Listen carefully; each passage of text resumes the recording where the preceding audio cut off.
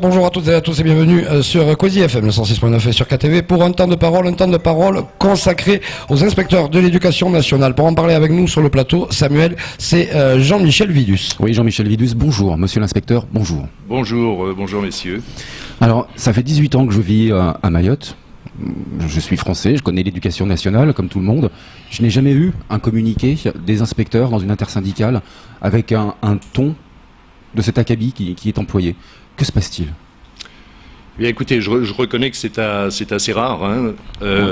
Effectivement, les inspecteurs sont des personnels d'encadrement chargés d'une circonscription d'une façon générale ou ont des missions, mais c'est vrai que ce sont des personnels qui sont statutairement des conseillers techniques auprès d'un d'ASEN ou d'un vice-recteur et qui sont des collaborateurs et ils expriment là une colère, on pourrait dire un ras-le-bol, et c'est assez rare, c'est vrai. Moi, j'ai plus de 40 ans de métier et je ne l'avais jamais rencontré. Donc je représente bien ici l'intersyndicale de ces deux syndicats, mais il y a un malaise vraiment profond pour le premier degré et on a été jusqu'à présent plutôt dans un déni de réalité et le souhait très fort des inspecteurs aujourd'hui, c'est de dire stop.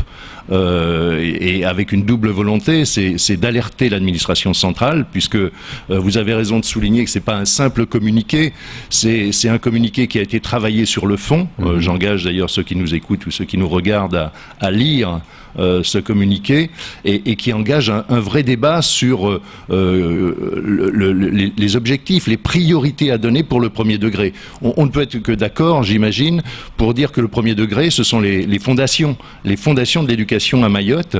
Or, ces fondations sont mises en péril actuellement pour deux raisons essentielles, selon les inspecteurs. Essentiellement parce que des priorités ne sont pas suffisamment données, suffisamment lisibles aujourd'hui pour Mayotte, qui a des particularités linguistiques, culturelles, migratoires. Et puis il y a la question du pilotage au sein du vice-rectorat. Très clairement, par Madame la vice-rectrice, il y a un malaise qui s'est installé, qui ne date pas d'aujourd'hui, qui s'est installé depuis presque 3 ans. Il est clairement expliqué dans le courrier que vous avez, dans le communiqué que vous avez envoyé. Et la volonté, ce n'est pas de personnaliser cette situation, mais c'est bien d'évoquer cette situation du pilotage. On pourrait imager la situation du primaire par un bateau en pilotage automatique. Alors tout va bien si la mer était calme. Aujourd'hui, la mer n'est pas calme sur Mayotte. Tout le monde est informé. Les rythmes scolaires ont terriblement déstabilisé l'école primaire et puis les priorités essentielles ne sont pas dégagées actuellement. Donc les deux questions sont posées, la question des orientations majeures pour Mayotte et la question du pilotage. Ce qui s'est passé, c'est une espèce de distance qui s'est installée entre les personnels d'encadrement et la direction du vice-rectorat. Et c'est bien pour mettre fin à cela que le communiqué... Alors, il y a deux aspects. Il y a un communiqué... Alors, on pourrait dire... Juste pour précision pour nos auditeurs, les personnels d'encadrement, c'est qui ? Alors, les personnels d'encadrement, très clairement pour le premier degré, ce sont les inspecteurs. D'accord. Ils sont chargés d'une circonscription, c'est une partie du territoire de Mayotte. Il y a 11 circonscriptions aujourd'hui sur Mayotte, donc ils sont à la tête d'un territoire. C'est eux qui sont chargés de l'application des programmes, c'est eux qui sont chargés du fonctionnement des écoles et d'évaluation des enseignants, voire de l'inspection des enseignants. Et puis vous avez d'autres inspecteurs qui ont des missions particulières auprès du vice-recteur. Mais ce qui est exprimé ici, c'est la nécessité d'une concertation beaucoup plus étroite. Or, il y a cette distance qui s'est installée, la quasi-absence de Mme Costantini aux réunions mensuelles des inspecteurs est assez significative.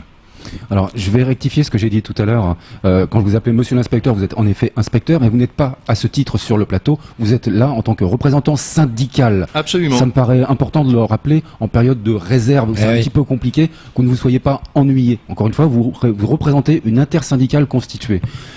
Donc, on va dire bonjour monsieur le syndicaliste. Voilà. Pour être bien clair. C'est exact.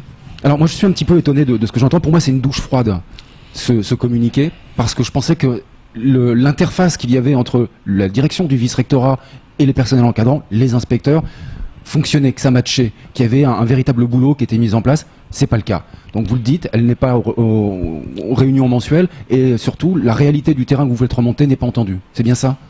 Oui, c'est un conflit qui ne date pas d'aujourd'hui. Je pense aussi, il faut être complètement honnête, que sans doute Madame Constantini a hérité d'une situation qui, me semble-t-il, n'était pas simple précédemment. Mais il y a vraiment une nécessité de prendre en considération ce que sont les inspecteurs. Or, Mayotte bénéficie d'une équipe d'inspecteurs expérimentés. Il y a parmi eux des collègues mahorais qui sont allés en métropole, certains sont allés en Guyane, certains sont passés à Paris. Enfin, il y a une multiplicité, si vous voulez, d'expériences et d'expériences de terrain. Et c'est cette reconnaissance, cet avis dont on doit tenir compte, et c'est cette vraie difficulté aujourd'hui qu'il y a. Alors, je pourrais tout à fait l'illustrer. Les rythmes scolaires, par exemple. Ils ont alerté, on a des comptes rendus de réunions très précis à ce sujet, les rythmes scolaires, les inspecteurs ne souhaitaient pas que ce soit imposé aux communes et de manière uniforme sur tout le territoire, mais on aurait pu d'abord le faire avec les communes partantes sur les rythmes scolaires et donnant les moyens, y compris en matière de restauration. On a fait le pari inverse qui est catastrophique. C'est-à-dire, on a fait le pari qu'en déclenchant les rythmes scolaires, la restauration arriverait.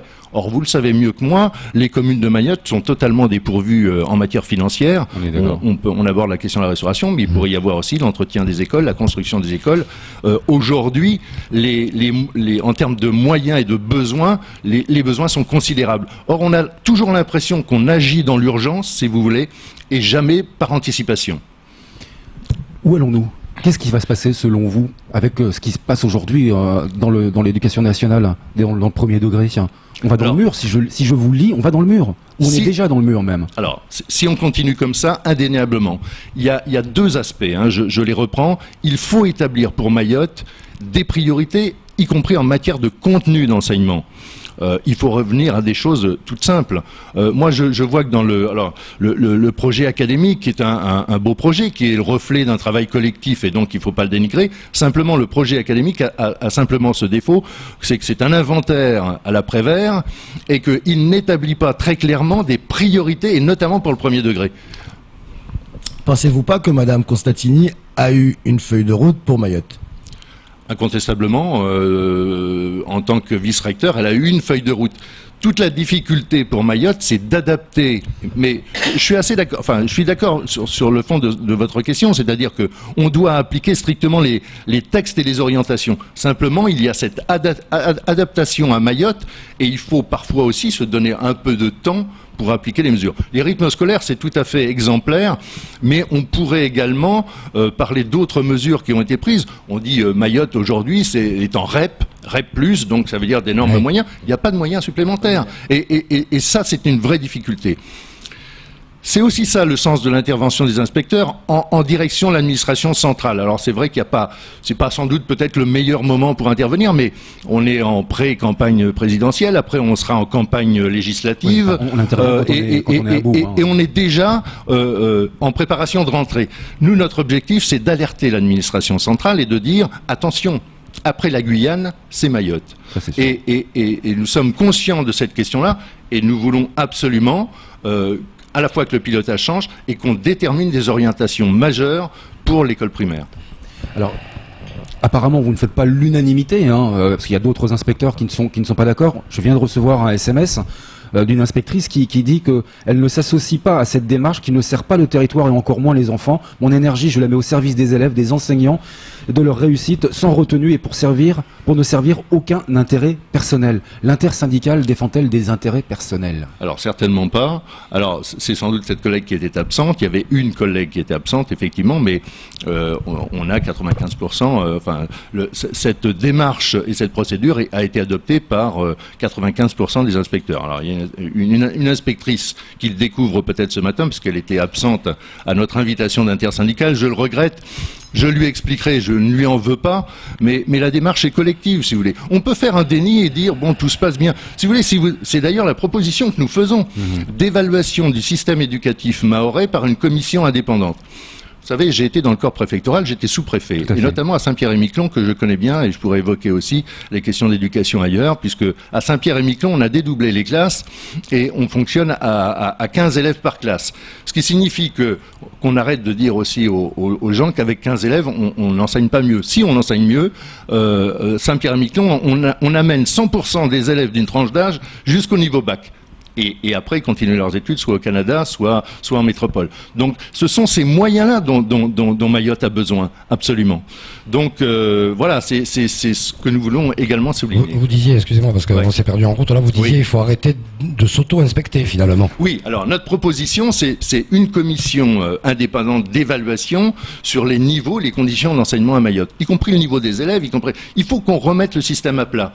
On n'est pas pessimiste, mais on dit il est plus que temps, si vous voulez, que l'administration éducation nationale arrête de faire un déni comme s'il n'y avait aucun problème sur Mayotte et qu'on devait attribuer à Mayotte les mêmes moyens que sur un département lambda. Non, il y a un rattrapage énorme à effectuer et il est plus que temps. Alors,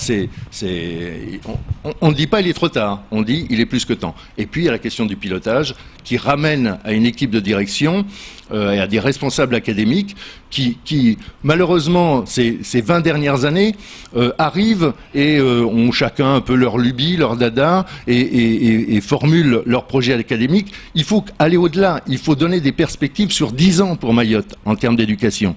Il faut anticiper le flux migratoire, puisqu'on sait toute la difficulté qu'il y a aujourd'hui par rapport à cette question-là. Moi, j'essaie de comprendre, j'essaie de faire en sorte que nos auditeurs, que ce soit clair pour eux.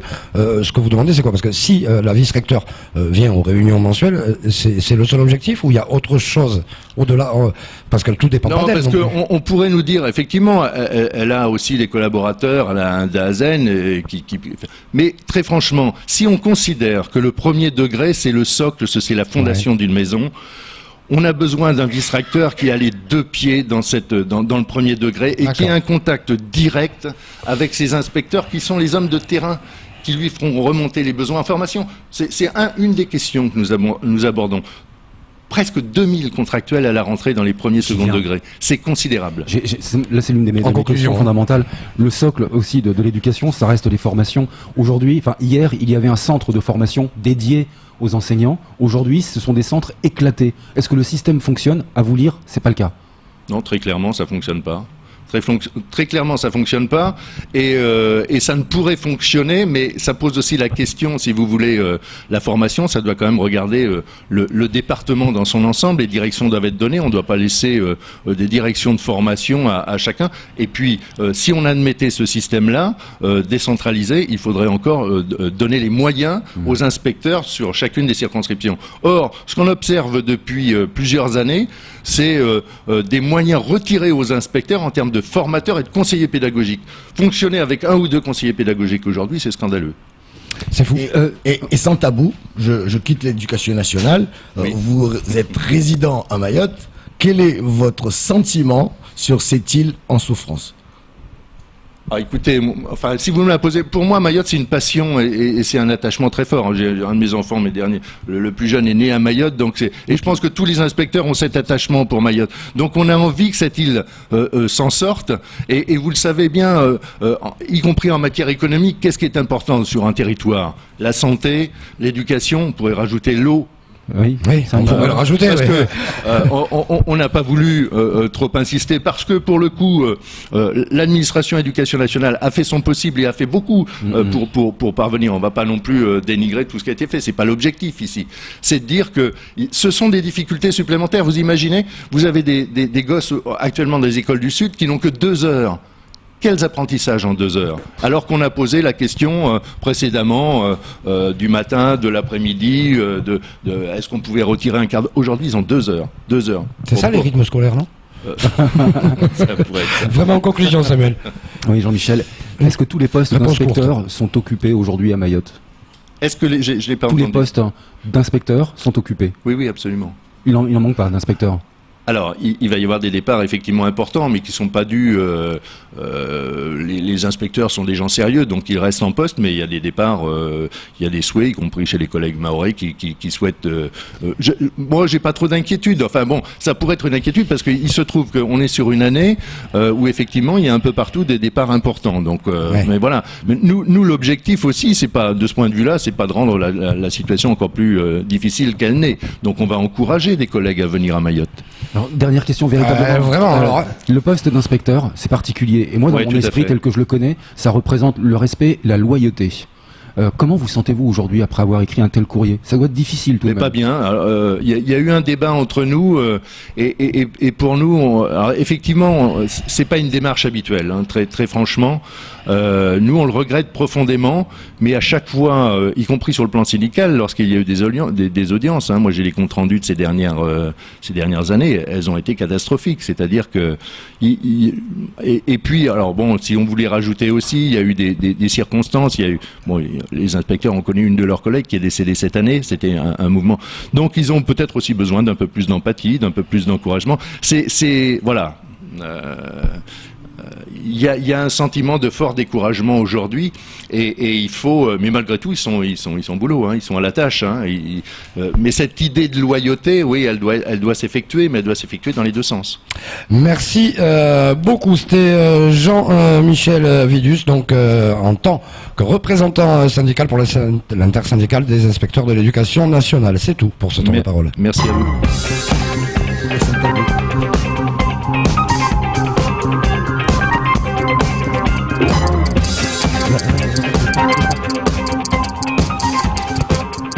Juste une dernière